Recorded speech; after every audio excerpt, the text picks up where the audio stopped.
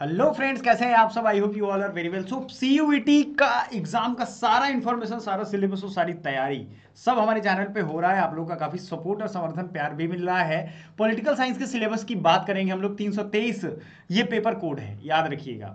ठीक है, syllabus for CUET UG क्या क्या सिलेबस है क्लियर समझ लो। आपको एनसीईआरटी को पूरा फॉलो करना है। इसकी पूरी क्लासेस हम आपको देंगे।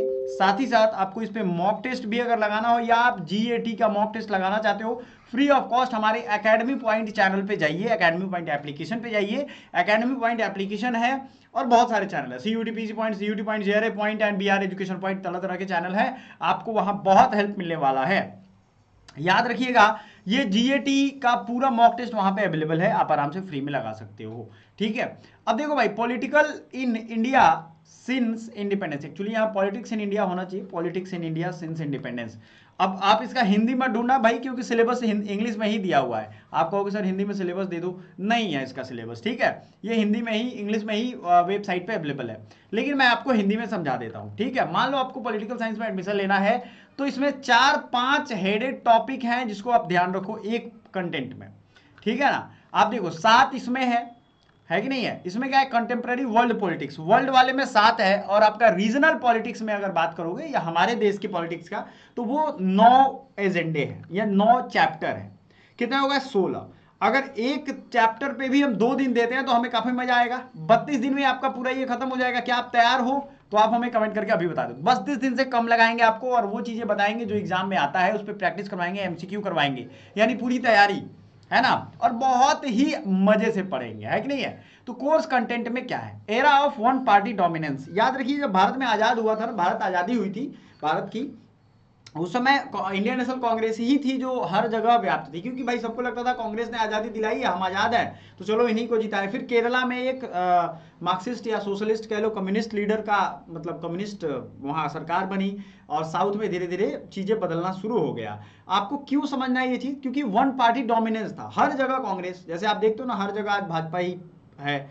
तो फर्स्ट 3 जनरल इलेक्शन में कांग्रेस का क्या था रोल, उनका डोमिनेंस कैसे था नेशनल लेवल पे, uneven dominance at state level, coalition nature of Congress. Congress अगर कोई सरकार बना भी लेता था तो उसे गठबंधन कर लेती थी, मतलब मेन में कांग्रेस ही आ गई। मेजर ऑपोजिशन पार्टीज कौन कौन थे, ये सब चीजें आपको जानना है। बड़ा इंटरेस्टिंग है, मजा आएगा पढ़ने में। नेशन, देश हमारा कैसा था। अच्छा, हमारा देश आजाद हुआ तो आपको लगता है 10 लाख से ज्यादा लोग सिर्फ दिल्ली में भूखमरी से मर रहे थे, है ना। 20 से 30 लाख लोग तो मारे गए थे सिर्फ इस पार्टीशन के चक्कर में, दोनों देशों में मिला करके। बिल्डिंग एंड इट्स प्रॉब्लम, मतलब हमारा देश आजाद तो हुआ, लेकिन इतनी दुख भरी दास्तान है कि आप हिल जाओगे सुन करके। तो nation building and its problem, Nehru approach to nation building, legacy of partition, challenge of refugee settlement. मैंने बोला ना, बहुत लोग शरणार्थी बन गए। कश्मीर प्रॉब्लम, बहुत दिक्कतें थी। Organisation and reorganisation of state, सब स्टेट अलग अलग डिमांड कर रहे थे कि हम अलग निकल जाएंगे। जम्मू कश्मीर, हैदराबाद, जूनागढ़, ये सब सबको संभालना। Political conflicts over language, language का शुरू हो गया। लैंग्वेज का तो देख लो, अब जब भी किसी भी दूसरे लैंग्वेज पे हिंदी थोपोगे तो वो विरोध तो करेंगे।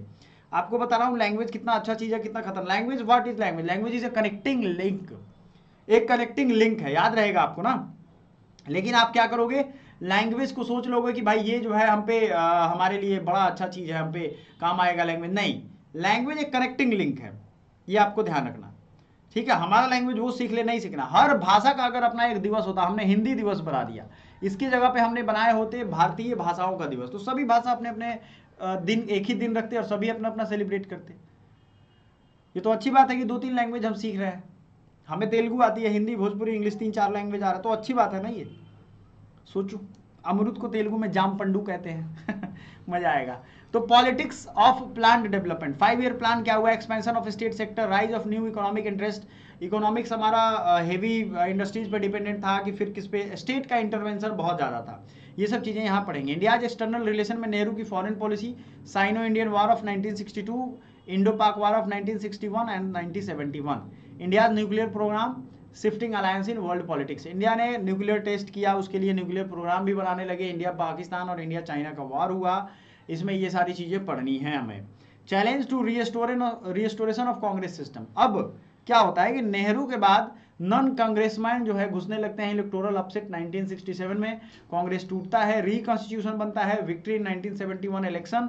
पॉलिटिक्स ऑफ गरीबी हटाओ या गरीबों को हटा दो, खत्म हो जाएगी गरीबी। Crisis of constitutional order, committed bureaucracy and judiciary, बड़ा अच्छा टॉपिक है ये।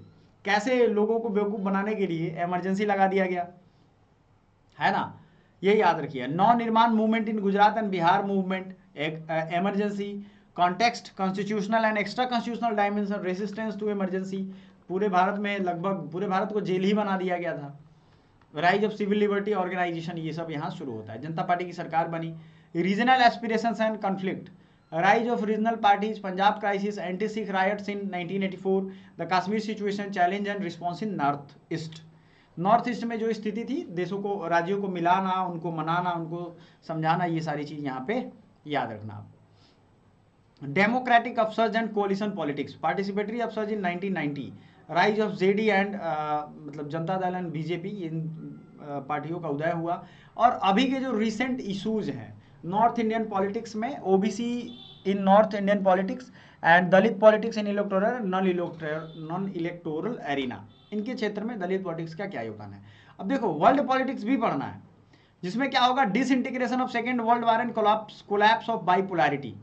ठीक है, आप में से बहुत सारे बच्चे होंगे जिनको जीएटी तो पढ़ना ही होगा, लेकिन आपको ये सब अगर लेना है तो यूनिवर्सिटी का डिमांड देख लेना कि वो यूनिवर्सिटी क्या मांग रहा है। अगर पॉलिटिकल साइंस में एडमिशन लेना है तो क्या वो डिमांड कर रहे हैं पॉलिटिकल साइंस के लिए कि पढ़ के आओ, तो आपको डेफिनेटली ये पढ़ना पड़ेगा।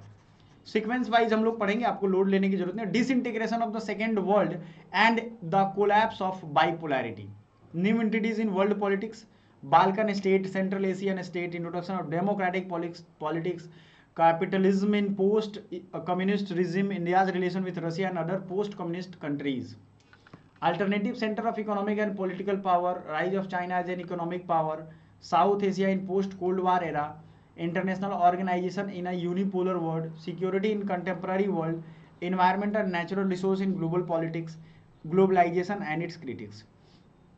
मतलब ग्लोबलाइजेशन आया तो भाई हम लोग तो बहुत फायदे में, कुछ लोग हैं, कुछ लोग नुकसान में भी हैं। आप देख रहे हो सब देश एक दूसरे का टैरिफ लगा रहा है, फायदे नुकसान दोनों है भाई। चलो, तो ये सब चीज़ों को थोड़ा डिटेल करते हैं। जैसे आप देखते हो, rise of new economic power as a China, Mao era, creation of यूरोपीय यूनियन, आसियान बनता है, यूरोपीय यूनियन बनता है, अलग अलग संगठन बनते हैं। चाइना के साथ रिलेशन बनता है, बिगड़ता है, जापान और साउथ कोरिया का क्या रिलेशन, ये सब हमें पढ़ना है। ठीक है, ये सब आएगा एनसीईआरटी में, ये सारे चैप्टर्स हैं, तो उसको कैसे यूटिलाइज करना है हम आपको बताएंगे। South Asia in post cold war era, democratisation and it's reversal in Pakistan and Nepal. Pakistan Nepal में क्या हो, नेपाल में एक भतीजा था जिसने पूरे खानदान को ही गोली मार दी एक ही दिन में, आधे घंटे में सबको सलट दिया, पूरा राजशाही खत्म। और ऐसे खत्म होता कोई नहीं, वो नशेड़ी था और किसी लड़की से शादी करने की जिद पे अड़ा हुआ था, उस चक्कर में उसने सबको मार दिया और खुद को भी आखिर में मार लिया। वाह, क्या गजब, फिल्मों जैसा हाल हो गया। नेपाल में खत्म हो गया, उसके बाद वहाँ की सरकार धीरे धीरे, आप देख रहे हो डेमोक्रेसी की तरफ है। कैसा डेमोक्रेसी बनता है आप देख ही रहे हो। जब भी हथियारों के दम पे डेमोक्रेसी बनाया जाएगा तो शासन भी हथियारों के दम पे ही चलता है ना। मान लो हथियारों के दम पे इलेक्शन कोई जीतना चाहता है तो वो शासन कैसे करेगा, हथियारों के दम पे करेगा, सीधी सी बात है। जैसे बिहार में जंगल राज होता था, लोग बूथ कैप्चर कर लेते थे, तो राज भी डरा धमका के आपको करते थे, आप क्या कर लेते, गोली खाओ जा करके। तो ये चीज़ें हैं। Restructuring and future of UN, India's position in the restructured UN, rise of new international actors, new economic organization, NGO, इन सब का रोल है। Security, traditional concerns of security and politics of डिसआर्मामेंट। डिसआर्मामेंट क्या होता है, न्यूक्लियर डिसआर्मामेंट कहते हैं, क्योंकि जो हथियार हैं उन लोगों को ये सबको हटाना है न्यूक्लियर, लेकिन कोई हटाना नहीं चाहता है, जो नहीं है उनके पे थोपा जाएगा। ये सब चीज़ें पढ़नी है। एनवायरमेंटल एंड नेचुरल रिसोर्स का क्या यूज हुआ, क्या दोहन हुआ, क्या शोषण हुआ, ये सब पढ़ेंगे। ग्लोबलाइजेशन और उसके क्रिटिक्स। अब मोटा मोटी आपको अंदाजा लग गया होगा कि क्या पढ़ना है, ग्लोबलाइजेशन में क्या पढ़ना होगा। आप सोचो ग्लोबलाइजेशन शुरू कब हुआ हमारे देश में, तो भाई ग्लोबलाइजेशन 1991 में आया, एलपीजी रिफॉर्म। इससे क्या होगा कि दुनिया के सामान एक दूसरे को बेच सकते हैं भाई, दुनिया के टैलेंट इधर उधर जा सकते हैं, ग्लोबलाइज हो सकते हैं। हम अपने सामान को अमेरिका में बेच सकते हैं, अमेरिका का सामान यहाँ बिक सकता है। Debates on nature and consequences of globalisation का फर्क भी पड़ा। जैसे जो लोकल हैंडीक्राफ्ट है वो नुकसान होने लगी, कुछ लोग बहुत आगे निकल गए, इसका फायदा उठा लिए बड़े बड़े बिजनेसमैन। तो ग्लोबलाइजेशन के नुकसान भी हैं, फायदे भी हैं, ये सब पढ़ेंगे हम लोग। एंटी ग्लोबलाइजेशन मूवमेंट भी चला और क्या अगेंस्ट स्ट्रगल है यहाँ इंडिया में, ये भी आपको देखना है। तो thank you so much, bye for now, मिलते हैं अगले वीडियो में, तब तक के लिए धन्यवाद।